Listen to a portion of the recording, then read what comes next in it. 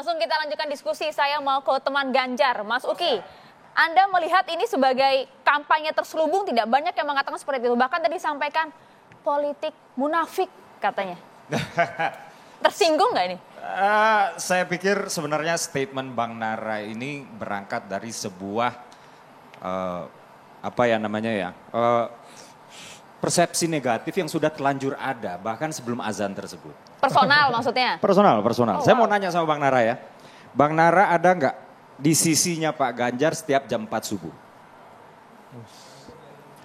Bang Nara ada nggak di sisinya Pak Ganjar setiap jam 12 siang setiap hari? Beda koalisi saya. Bang Nara ada nggak di sisinya Pak Ganjar setiap jam 3 sore atau jam 6 sore? Nggak ada. Lalu bagaimana Bang Nara di sini sudah ngejudge bahwa Pak Ganjar itu munafik? Siapa tahu Pak Ganjar memang sholat. Kan nggak tahu juga kan siapa tahu ya, kan. tapi saya nggak ngejudge apa-apa. Saya nggak ngejudge apa-apa. Coba berdua. Saya nambahin dikit ya. Kemarin kan saya pergi haji bareng beliau ya. Full.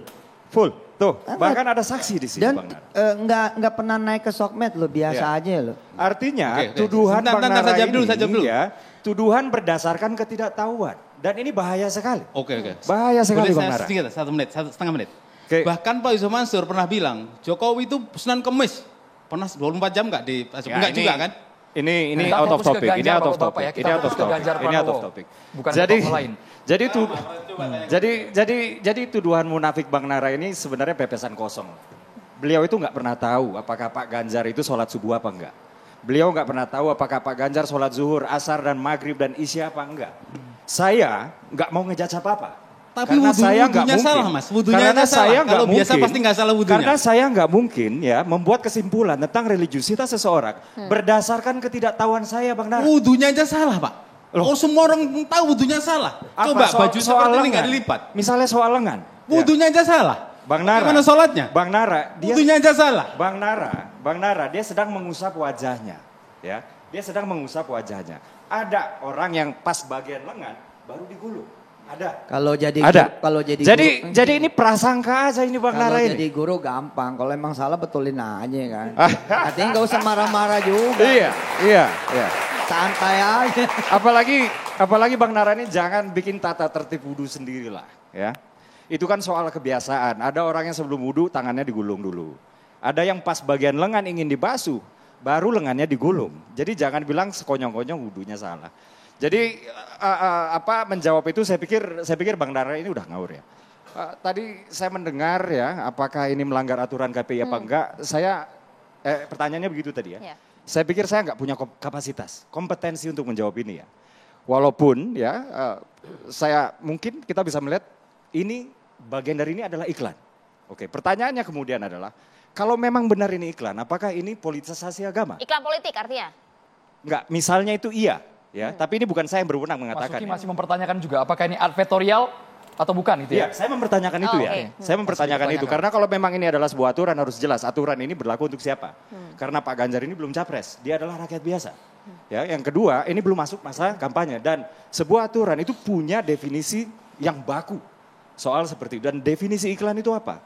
Adakah ajakan atau apakah gitu ya? Di aturan tersebut harus ada bab penjelasan di sana. Jadi buat saya ya, perdebatan soal aturan ini bukan kita yang berwenang untuk menjawab. Bukan kita yang punya kompetensi untuk menjawab. Itu nanti KPI Mas Uki. Tapi Betul. Bang Nara ditanggapi dulu tadi. Bang Nara berarti omongan di awal di segmen pertama pepesan kosong semua tadi. Pepesan kosong semua itu. Mas Nara ditanggapi dulu. Begini, kita berbicara berpendapat itu adalah berdasarkan pengalaman-pengalaman, literasi. Kalau omongan kosong semua, mana bagian saya yang pepesan sebutkan coba, selain soal tangan, soal apa? Kalau semua loh ya, coba sebutkan, mana lagi yang pepesan kosong? Yang bagian Bang Nara bilang munafik itu pepesan kosong. Karena udah jelas Bang Nara itu membuat tuduhan. Ya, seolah-olah Pak Ganjar Pranowo itu nggak pernah sholat, tahu-tahu mau menjelang pemilu itu sholat. Dan Bang Nara kemudian melabelkan label munafik kepada Pak Ganjar Pranowo. Pendapat saya bukan dia munafik, politik munafik. Coba iya itu. Beda. Lalu apa yang membuat Bang Nara mengatakan itu adalah politik Dari munafik? awal saya bilang, politik itu teorinya pasti pencitraan, nggak usah ditutupin. Begini Bang Nara, Begini pencitraan adalah political marketing. Ya, dan itu sah-sah saja. Yang nggak boleh adalah Nah. kebohongan di depan kamera, di belakang kamera lain. Nah, munafik itu adalah kebohongan Bang Nara. Dan Anda sudah melabeli Pak Ganjar munafik. Bohong. Itu namanya politik munafik berbeda. Iya ya, lalu apa? Apa? Politiknya. Ya definisinya tuh apa? Ini oke. Definisinya Lihat, apa? lihat, Coba, lihat. coba. Ada namanya politik identitas. Ini nggak ngomong Iya, pribadi. Jadi, awal saya Jadi bilang politik ini bukan munafik pribadi. yang Anda sematkan kepada Pak Ganjar, itu definisinya apa? Pertama ya, pertama dasarnya, semua politik adalah pencitraan. 2, kebiasaan yang dilihat oleh masyarakat, itulah yang akan nanti diekspresikan dalam kehidupan sehari yang dipertontonkan kepada masyarakat secara umum. Oke, Tidak disembunyikan. politik munafik Pak Ganjar yang mana? Saya nggak bilang Pak Ganjar, politik munafik itu. Tadi gimana? Tadi dibilang bukan, munafik di awal. kebiasaan seorang calon-calon lihat nih. Kalau Pak Yusuf Mansur, dengarkan dulu. Pak Yusuf Mansur seorang kiai, dia menjadi talent, artis adzan cocok. Tapi kalau baru saja menjadi orang yang lekat dengan pornografi, menjadi talent adzan, mohon maaf, no. Artinya itu ditujukan kepada Ganjar Pranowo ya? Ya memang pelakunya cuma satu, Oke. tapi saya melihat politiknya, Jelas, Mas Uki. bukan pribadinya, Ya, politiknya. Oke, sampai di sana, Pak. Soal azan, ini apalagi yang ada di gambar, itu kaitannya adalah dengan kebiasaan Pak Ganjar untuk sholat. Mohon maaf, saya tahu betul Bang Ade kerap kali dilabeli anti-Islam oleh orang-orang yang nggak setuju dengan Ganjar positioning dulu, politiknya. Ganjar dulu. Sebentar, saya hanya memberi contoh. Bang Ade ini sholat 5 waktunya, itu nggak pernah kelewatan azan. Ya. Anda 24 jam sampai Pak Ade, kan enggak juga kan? Tapi, label juga. sebentar, Nggak bisa sebentar Bang begitu. Nara, sebentar Bang Sudah Nara. ngejas ke Pak Ade bahwa 5 Sebentar waktu. Bang Nara, Nggak sebentar bisa Bang Nara, begitu. sebentar Bang Nara. Semua punya kesempatan untuk bicara Bang Nara. Bang Ade nggak pernah ngasih tauin ke orang bahwa beliau sholat. Ya. Nggak pernah mempertontonkan ke orang bahwa beliau sholat. Ya. Pertanyaan saya, Anda sudah melabeli Pak Ganjar sebagai seseorang yang memainkan konsep politik Anda munafik. salah soal sholat. Sebentar. Tahan Di dulu, video Bang Nara. tersebut, Sholat kok di dipamerkan video itu tersebut, ajaran mana di itu? tayangan azan tersebut ditampilkan Pak Ganjar sedang sholat. Azan, sholat. Ini korelasinya kuat, ya. Lalu Anda mengatakan dalam tayangan video tersebut Pak Ganjar sedang memainkan politik munafik. Maka saya tanya ke Anda, apakah Anda selalu berada di samping Pak Ganjar jam 4 subuh? Nggak pernah. Nggak Kan pernah kebiasaan kan? kita hafal. Iya nggak Sudah pernah. tangkap Ini tadi, poin Mas. pengulangan, tapi seperti ini, Mas Uki. Ini sebenarnya berlaku untuk semua media di tanah air, bahwa porsinya harus sama, harus berimbang, bahwa kita mewadahi, ada yang kampanye, mungkin ada yang relawannya bergerak semua, tapi seperti ini, tadi Gus Coy sempat membahas ketika Anies waktu itu, di Aceh, di Pasuruan, Gus Coy, saat Coba ditanya, sempat motifnya masuk memang ke apa? masjid, Mas Uki, itu kalau tidak salah, sempat ramai juga wah ini politik identitas dituding kesana. Begini, saya itu sebelum ke sini sampai membuka banyak sekali literatur Oke. tentang apa itu politik identitas. Ya, saya bawa catatan, saya sebutin aja 3 ya. Ya. Definisi politik identitas. Yang pertama dari Adian Husaini tahun 2005. Beliau itu mengatakan politik identitas atau politisasi agama. Ini kaitannya dengan manipulasi ajaran agamanya. Manipulasi ajaran agamanya untuk kepentingan politik elektoral jangka pendek si politisi atau kandidat. Oke, itu yang pertama. Yang kedua, cendekiawan muslim almarhum Buya Syafi'i Marif. Ya. Beliau mengatakan ya, politisasi agama adalah penggunaan agama untuk tujuan politik tanpa moral, etika dan akal sehat, ya. Kemudian ada juga dari mantan Menteri Agama yang mengatakan ini dalam kaitannya selaku Menteri Agama, yaitu Pak Lukman Hakim. Ya. Beliau mengatakan politisasi agama adalah menjadikan agama sebagai media sarana instrumen. Ya. Jadi politisasi agama dapat kita simpulkan, saya simpulkan setidaknya adalah merendahkan posisi agama, serendah komoditas, di-coupling, ini barang saya. Ya. Barisan saya barisan Tuhan, di luar barisan saya adalah musuh Tuhan. Atau barisan saya barisan Tuhan, rival politik saya adalah rival Tuhan. Itulah politisasi agama yang memecah belah. Ya, ini menurut literatur. Sebentar Bang Nara. Sebentar. Saya udah jelas bilang Buya Syafi'i Marif orang Muhammadiyah. Bang Nara, sebentar. Saya belum selesai. Lanjut. Apa yang dipertontonkan dalam tayangan azan tersebut, ya, adalah religiusitas seseorang, ya. Terlepas ini melanggar aturan KPI apa enggak, saya nggak tahu. Bukan saya berwenang. Tapi begini, religiusitas seseorang, ya, itu menampilkan ketundukannya kepada Tuhan, kepada agama. Oke. Bukan sebaliknya, menjadikan agama tunduk sebagai alat, sebagai instrumen. Ya. Dan religiusitas seseorang, ini adalah bagian dari mempertontonkan humanisnya si kandidat. Ini sama levelnya dengan, ya, dia mempertontonkan bagaimana dia dengan keluarganya, dengan istri dan anaknya. Sah-sah saja artinya. Bagaimana dia, ya, dengan hobinya Pak Ganjar misalnya suka lari.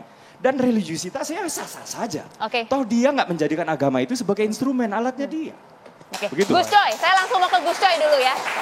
Gus Coy, sah-sah saja. Ini bagian dari menunjukkan religiusitas seseorang. Dan bahkan saat ini Pak Ganjar juga warga biasa, bukan karena belum mendaftarkan diri, bukan capres dan lain-lain. Silakan. Ya, kalau Mas Ganjar ditampilkan dalam iklan TV di saat adzan, nanti Mas Anies kita tampilkan khutbah. Iklan khutbah, kan? Nah, itu sama-sama. Jadi itu sholat Jumat tampilkan. Nah, kira-kira dipersoalkan nggak? Apa nanti Menteri Agama atau Sekjen apa tadi itu PDIP masih berstatement seperti itu apa enggak? Itu komentar saya yang pertama. Jadi saya tidak menyalahkan atau tidak apa, untuk keseimbangan aja. Kira-kira. Prabowo-nya juga diajak Gus Coy. Baru 2 tadi Ganjar, Anies. Prabowo-nya juga diajak Gus Prabowo Coy. juga boleh. Prabowo juga digilir aja ya. Cuma kan ini iklan, jadi nanti urusannya bayar kan. Tapi umpamanya TV-nya mau gratis juga kan gak ada soal. Sama-sama. Ini adzan, ini khutbah ya.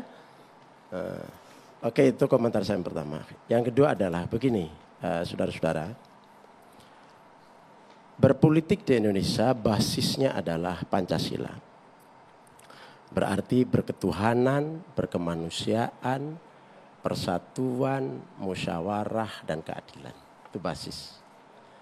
Nah, sila-sila yang ada di Pancasila sebagai basis kita berpolitik di Indonesia, itu mayoritas yang dipayungi atau yang berbasis Pancasila itu adalah mayoritas Muslim.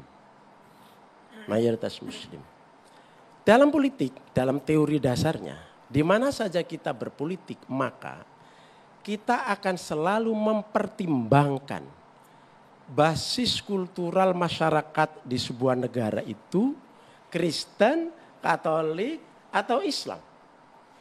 Ketika mayoritas Muslim, maka idiom-idiom yang kita gunakan atau mungkin perilaku-perilaku, tradisi-tradisi yang berkembang di masyarakat itu kita ingin berada di dalam bagian itu. Kita ingin menjadi bagian dari itu. Dan itu logis dalam sebuah praktek politik. Karena di Indonesia itu mayoritas Muslim, maka politisi atau siapapun yang ingin jadi pemimpin ingin mendekatkan dirinya di situ. Adzan sebagai salah satu simbol penting, ya panggilan sholat. Ketika orang sholat, maka di situ adalah cermin kesolehan seseorang. Ingin didekatkan di situ. Ya. Orang yang dulu tidak pernah ziarah kubur, karena masyarakat Indonesia banyak ziarah kubur, maka kemudian dia ikut ziarah kubur. Ya. Di dalam ziarah kubur, nah nanti ketika dia tidak terbiasa, sebelumnya tidak terbiasa, kemudian karena dia mau jadi pemimpin, kemudian ingin dicitrakan menjadi bagian dari mayoritas Muslim itu, begitu, maka di situ akan kelihatan, tradisinya akan kelihatan. Misalnya ziarah kubur, di ziarah kubur itu ada etikanya, etika tidak boleh melangkai yang diziarahi, gitu kan? Tapi dulu ada salah satu tokoh calon wakil presiden atau presiden dulu, ketika ziarah ke Mbak Bisri Jombang itu kemudian rame di di medsos. Ya. Kalau yang Ganjar tapi sudah sesuai ya, Gus Coy? Ya sebentar, ini saya mau beri contoh aja. Okay. Kan? Itu ketahuan bahwa dia tidak pernah ziarah kubur, sehingga kemudian ketika ziarah kubur tidak punya etik. Gitu kan. Begitu juga kasus misalnya Mas Ganjar, gitu kan. Mas Ganjar, saya tidak berpretensi untuk ini salah atau benar. Ini ada aturannya sendiri karena itu iklan, itu ada di TV, ya kan? Menggunakan ranah publik yang terbatas segala macam, itu ada Bawaslu, ini mereka yang akan melihat. Tapi dalam konteks saya, dalam konteks dia ingin mendekatkan kepada arus utama penduduk negeri ini, yaitu Muslim, maka itu kita anggap logis saja. Hanya di sini nanti akan ketahuan tradisi itu. Misalnya nggak ada yang salah wudhu tidak mewingkis bajunya itu nggak ada yang salah. Cuma biasa saja, kebiasaan saja. Pada umumnya orang kalau wudhu berlengan panjang itu pasti diwingkis dulu, biasanya begitu. Ini soal kebiasaan paling tidak yang kita ketahui di lingkungan kaum santri, kan begitu kan? Nggak tahu kalau di lingkungan orang yang tidak muslim, yang tidak santri kan juga banyak. Muslim abangan, ya kan? Tapi yang muslim santri pasti ngetawain itu. Oh, berarti itu tidak terbiasa, ya kan? Oh, jadi ada hal yang memang biasa dilakukan, boleh dilakukan, tetapi ada hal boleh tapi kurang pantas. Ini sepertinya Gus Coy hati-hati betul malam Gitu hari kan? memilih kalimat Jadi, demi kalimat. Ya, Gus boleh Coy. mungkin dalam konteks aturan, boleh dalam konteks karena Bawaslu belum masuk, KPI belum masuk, tapi ada hal. Jadi istilah Kiai Yusuf Mansur itu mubah. Apalagi ditambah kita husnudzon, itu bagian dari niat baik. Ya sudah, tapi di dalam norma kita, tradisi kita, itu ada yang pantas, ada yang tidak. Ada yang elok, ada yang tidak. Ada yang ini kayaknya saru. Ini statement ini bukan karena koalisi perubahan untuk persatuan yang mengusung Anies Baswedan terusik karena konstituennya bisa diambil Ganjar Pranowo. Enggak ada urusannya dengan itu. Enggak